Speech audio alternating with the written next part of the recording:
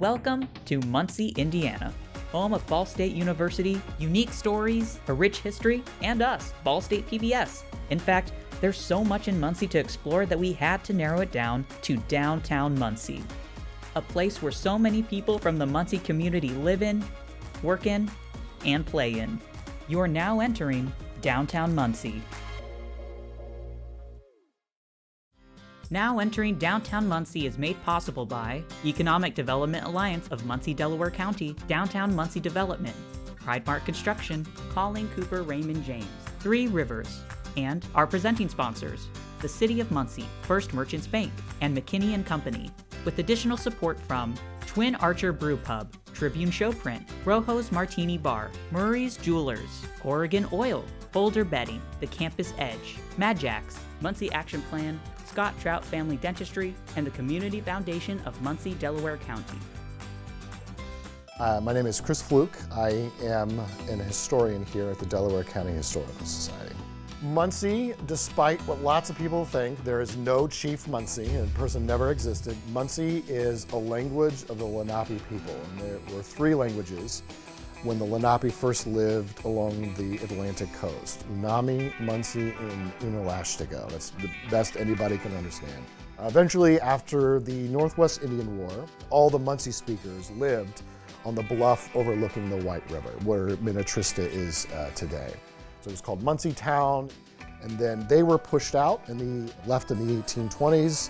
And then when Goldsmith Gilbert came in and established his Muncie Town, he just took the name because everyone just knew it as Muncie Town. Goldsmith Gilbert was an early settler and trader. He arrives from the state of New York in Muncie in the 1820s, early 1820, which means he was a squatter. He was not allowed to live on native land, but he did anyways. So then he moves up to northern Delaware County. The story goes is that some Native Americans burned his trading post down, and that's probably true, but there's probably more as to why they burned it down than what history has recorded. He complains to the Indian agent, which was a federal government agent out of Fort Wayne, that then taxes the tribe to basically take some of their annuity money to give to Goldsmith Gilbert. He takes some of that money and gets into an agreement to buy this huge tract of land, which was called the Hackley Reserve. It was owned by a woman named Rebecca Hackley. Her grandfather was Chief Little Turtle, a prominent Miami chief. She agrees to sell it to him. Gilbert does not pay her and starts building Muncie Town within this land. In the 1830s, Hackley sues Gilbert to pay up and goes to court. The judge requires Gilbert to pay up plus penalties. At that point, then Muncie really becomes a going concern in the 1830s.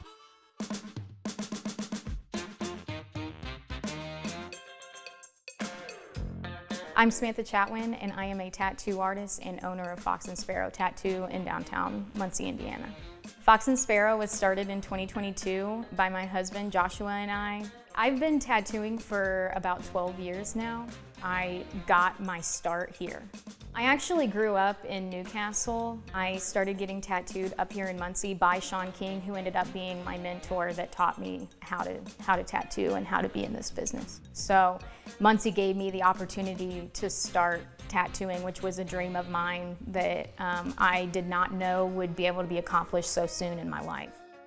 We opened in the downtown location in 2024 last year. We have always went and got our coffee in the morning before going to work over at the caffeinery and noticed that this building was for sale, and we immediately jumped on the opportunity. I've always liked the way that the storefront looked. It reminds me of an old-timey tattoo shop vibe. Fox and Sparrow was started over on Wheeling Avenue, which was next to big box stores and stuff, so we were kind of the small fish in like a big fish area. Being in downtown is so much different than being neighbors with big box stores. As soon as we moved in, all of the other small businesses had actually sent us flowers and welcomed us into the neighborhood, always asking if we need anything to let them know, and so the sense of community was so much better. I love Muncie because of the huge art scene that we have here. We have many artists that are working hard to beautify our city.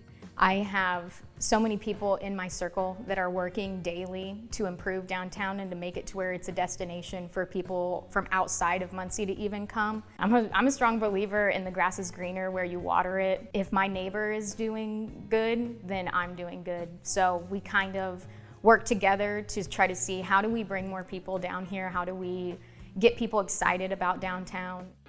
I would not want my tattoo shop to be anywhere else but Muncie. Our building was built by James Boyce in 1880, so this is prior to the gas boom, and he builds this building that we are in right now. This was kind of the center of town. It's the oldest surviving building from that era. William C. was the artsy Ball brother, and his son, William H., so second generation, founded Muncie Civic Theatre. And they formed the charter of Muncie Civic Theatre in 1931, which basically outlined their bylaws, so forming a nonprofit, a 501c3, which we still have that charter. The idea right from the beginning was that if you want to put together a group of people that want to put on a villain's false mustache and be, kind of melodramatic, that sounds like a great deal of fun, but that's not what we're interested in. We want a very high bar of quality theater. So right from the get-go, that bar was set very high, right from the charter. It's something that's very important to us to this day. I went to college for theater and for performance and acting. My husband and I met each other in theater. In about 2008, we started coming around, auditioning for shows. I ended up directing several shows. I went on the board of directors. And then in 2016, I became the executive director. It's very important to us that we make our auditions for people accessible. I stand up here on the stage and welcome people before the shows, and then I'm always talking about, and if this looks like we're having a lot of fun and you would like to be a part of it, and then I talk about audition dates, and I say we really do try to make it fun. That's the beauty of community theater, is that these relationships that people make with each other for short terms, for 6 weeks basically, we build something together, and then we very gently and sometimes sadly tear it down to build something else. But it's the fabric of the relationships that are formed during those experiences that are really our foundation. So George Carter was a miner, and somewhere in the 1870s, he was digging up around Eaton, and they uncovered this shaft that had this really foul-smelling odor that came out, and then someone lit it on fire. Then there was this huge flame, and the apocryphal legend around it was that George Carter believed that he found the roof of hell in Eden, Indiana. So they quickly covered it up and then forgot about it, right? Then 10 years later, in Findlay, Ohio, something very similar happens, but they, in Findlay, were looking for natural gas and oil, and they found it. Carter runs to Findlay, Ohio, sees what's going on. They lit this huge flame. You could see it for miles around. So he comes back, unplugs his roof of hell, and they realize that, oh man, this is massive supply of natural gas, and then later oil right beneath their feet. The reasons why Muncie did so well is because it was well connected by railroads.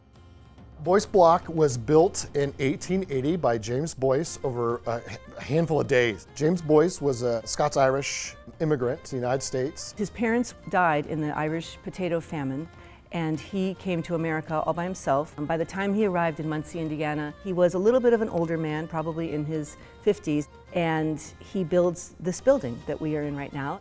One of the things of James Boyce's story that I really love is that, especially when you consider what his early life had been, and he finally, as an older man, is very successful.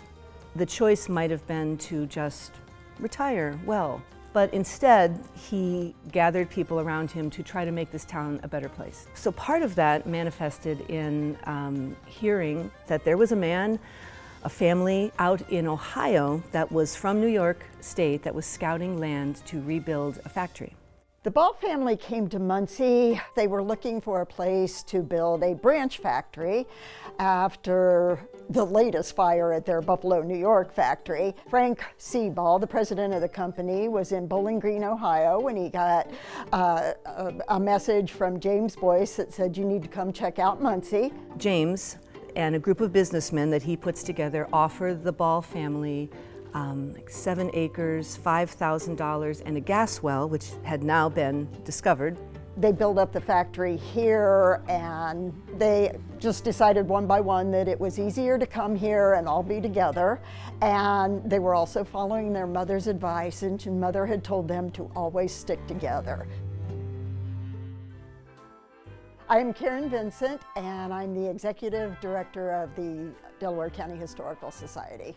Muncie had been a center of shopping for much of East Central Indiana, and one of the major department stores here that started in the late 1800s was the McNaughton store. But by the early 1900s, they knew they needed a much bigger facility. So George McCullough owned a block downtown, and he decided to build a 5-story building. McNaughton's moved into that building. So they moved in 1903.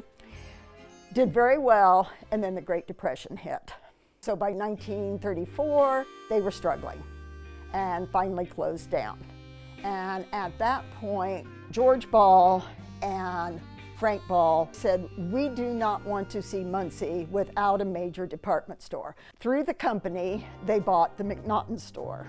And of course, a lot of people lost their job then during the Depression, but the Ball family hired back a lot of the people who had worked for McNaughton's. And the Petty family is really the most connected with Ball stores.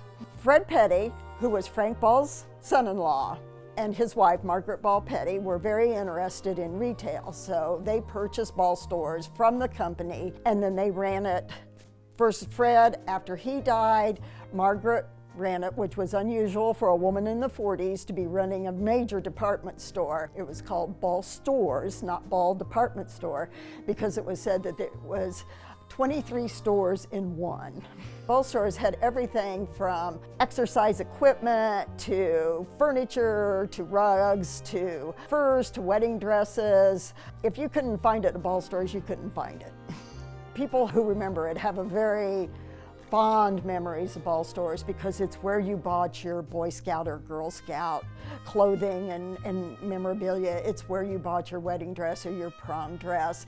It's where you registered for China when you got married. When I was going to Ball State many years ago, a friend was getting married, and so we went to Collegian. They had a beautiful wedding section. And she bought a dress off the rack, and I can even tell you that it cost $50. And I was on the sale rack, and it's probably, I would still consider it one of the most beautiful wedding dresses I've ever seen. Ball stores and Collegian dressed the brides of Muncie. Stay tuned to learn about Gladys Hearne and Muncie's very own Children's Museum. But first, a word from our sponsors.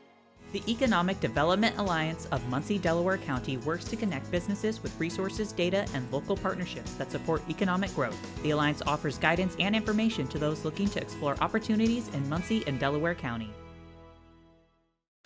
The Muncie Downtown Development Partnership works to foster economic and cultural activity in the heart of downtown Muncie. Through support for local businesses, arts, events, and community initiatives, the partnership contributes to the vibrancy of the downtown area. More at downtownmuncie.org. Pridemark Construction is a full-service construction company based in Muncie, Indiana. With decades of industry experience in large and small construction projects, design, and architecture, Pridemark works on a range of commercial projects and is committed to contributing to the quality of life in the communities it serves. Catherine O'Neill Investment Services can help to create the life envisioned for the future. Whether building a future or preparing for retirement, Colleen Cooper can help guide each step of the way. That's life well planned. Raymond James Financial Services, member New York Stock Exchange, SIPC. Three Rivers Federal Credit Union, giving back to Central Indiana communities through financial education, volunteerism, college scholarships, and more. Serving Muncie, Fortville, and Pendleton. Learn more at threeriversfcu.org. Thank you to our sponsors, and now let's get back to the program. I'm Marcy Minton. I'm the president and CEO of the Community Foundation of Muncie and Delaware County. My name's Cheryl Crowder. I'm the event director for Muncie Downtown Development Partnership. I'm Tracy Lutton. I'm the Vice President of Economic Development with the Economic Development Alliance of Muncie, Delaware County. I've had a relationship with downtown Muncie my whole life, coming down when I was a kid for parades and Renaissance fairs and whatnot, but there was a serious decline between my childhood and my adult years. I'm going to date myself a little bit here, but I was a teenager in the 90s. and get your license when you're a teenager. And my parents really didn't want me to come downtown. They were nervous about downtown. There were a lot of vacancies. So in 2000, the city administration, along with Ball State University and the hospital and the convention center and the hotels, all sort of came to this conclusion that unless they put some energy into downtown, none of them were going to be able to survive the way they needed to. When I went away to college and then started my family and came back, I was shocked at how much had been done. And there was clearly some collaborative and coordinated effort to improve our downtown. Through lots of hard work with Muncie Downtown Development Partnership, concerted efforts were made to create events and bring energy back into downtown. And through those events and bringing people back into the core, people became more interested in opening a business or living downtown. They found this new energy and cool vibe in our downtown that hadn't been there in a really long time. And I think that was really the game changer, as simple as inviting people downtown and being intentional about creating experiences for play and fun. Cornerstone Center for the Arts is a gathering place for artistic expression. It is a place for celebrations and events, and it is really just a community gathering hub. I am Courtney McAuliffe, and I'm the board chair here at Cornerstone Center for the Arts. I'm Rob Jordan. I'm the Vice President of Operations here at Cornerstone Center for the Arts. So in 2026, Temple will be celebrating 100 years of existence. The building was started in 1923 and dedicated in 1926 as a Masonic temple. The Masons are a philanthropic organization that believes in God, and basically it was networking back in the 20s, 30s, 40s, and up to this present day. We offer many things here at Cornerstone. We offer a lot of art education at Cornerstone. We do everything from dance to martial arts, 2D, 3D, painting, you name it, we have it, regardless your skill set. I love Muncie because it's such a diverse community, and Cornerstone is a big part of that. We're very welcoming. It's been a labor of love my whole career here at Cornerstone. So 2026, I'll have been here about 25 years, 1/4 of the building's life, which even amazes me. I think when you look at the building, you can tell the rich history, you can tell the rich culture. We have individuals such as Rob Jordan who have loved this building and have continued to care for it and treat it with respect over the years and the decades. What I love about Muncie is that there is something for everyone in our community. And I love that Muncie creates these spaces for any development and expansion that you may have individually. My husband and I got married here in 2019, and we love the building. We love everything that the building stands for. And when I heard that they were in need of additional board members, I jumped at the opportunity to support something that was very important to my family. Gladys Hearne, Gladys E. Hearne, was a vaudeville performer. I believe she was born in the 20s, ran away from home, from high school, and joined a vaudeville troupe and performed all over the country. And then because it was the later days of vaudeville, as vaudeville sort of was eclipsed by burlesque, that became her deal. That became her specialty. The feathers, the art of the tease, the sequins, the rhinestones, the pearls. She made her own costumes by hand. And eventually she met a man, Hearne was his last name, and so then she married him and retired in Muncie. And she retired very independently wealthy, which is lovely that for a woman at that time that she made her own money. She came to Muncie Civic Theatre, which had already been very well established. I believe that they were in this building at that time, and she kind of looked around and she thought, I could help here. And she never wanted a paycheck, and she sewed costumes, eventually built a very big costume rental business for the theater, kind of put us on the map. The quality of the things that she made was absolutely incredible. She understood fabric, she understood how to make people look good, and she taught others how to sew. Her performer's name as a burlesque artist was Mademoiselle Gigi. If there's a costume that she made, it always has a very specific tag sewn into it, made by, so we know.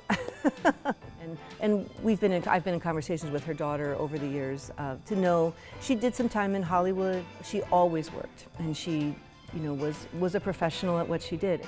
The consistent idea of quality performances is something that I think from the beginning of our charter and what the founders of Muncie Civic Theatre wanted for us, and then Gladys bringing her professional experience and teaching. She was a teacher. She knew that not a lot of people had the experiences that she had, and I think that she taught in a way that made people feel like they were learning, that they could elevate themselves.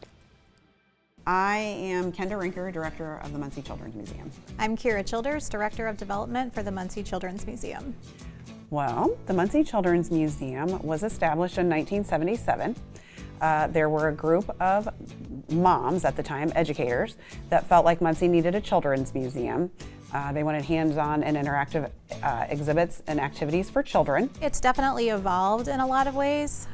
We've started to incorporate a little bit more with technology. I mean, that's a reality of our world, but we still maintain that kind of hands-on focus. And open things up to more collaborative play where we encourage children to collaborate and learn from each other. And one thing that we're really passionate about is making sure that young children who come here have the opportunity to see themselves doing a variety of different things that maybe they wouldn't be exposed to in their home. One thing that we just started doing this year that we're really excited about is we've created a program that's called MCM Access for All. So if you are a family and you receive something like Medicaid, you can come here and get in for $1 a person with a $5 max per family. So we're trying to open up access to the museum to everybody, particularly our most vulnerable residents who deserve a place like this to play and to have the same experience that somebody, paying full price for admission would get. I love Muncie because I feel like it's a great community to raise a family.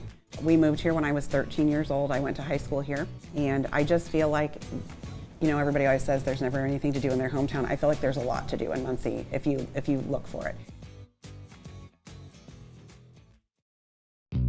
I have been in the position of event director of Muncie Downtown Development Partnership for the last 25 years. So I am your party girl downtown. I create all of the events and manage the people and the things that go with them. I have been in Muncie for 41 years. I discovered it as a Ball State student. It was during the 90s, and downtown was pretty much abandoned. It was someplace that needed love, and I had some of that to give.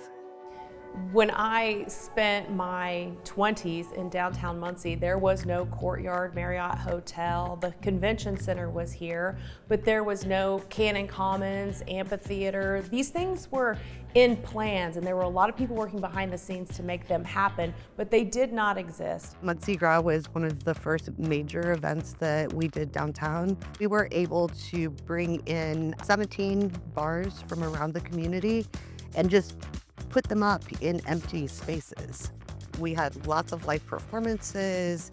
Each bar had their own entertainment. There were lots of beads. We did not know it was going to be as big of a deal as it was. Muncie came out as a whole in big numbers, and everybody started talking about what a great time it was and like how long it had been since they had been downtown, and did you see that new little coffee shop that is there? Have you seen that new restaurant?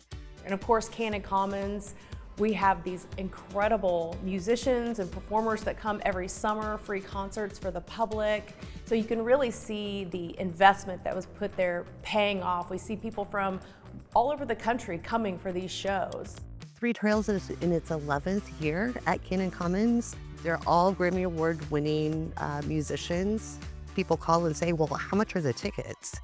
And you're like, it's free. And they're like, no way. It has been a great gift to downtown. Fire Up Downtown, this will be our 4th year doing Fire Up Downtown. And it started actually as a dream. One night I had this dream, like literally there were balloons in parking lots. It kind of started small that way. They're 10 stories high. Some of these balloons are twice the size of our buildings downtown. And then they do a glow show at the end, so they all twinkle their little lights and blow fire, and it's awesome.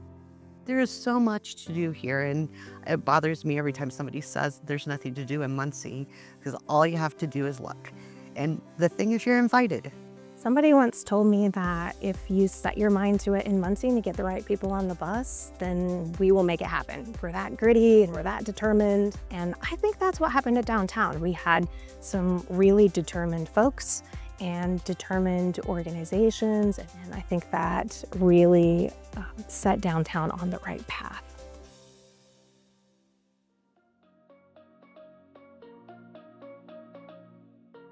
I love Muncie because there are a lot of people here who care very deeply about making it a good place for other people.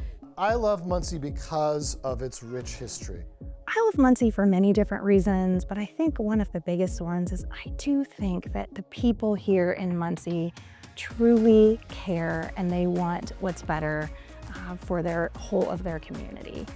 I love downtown Muncie because it's everyone's neighborhood.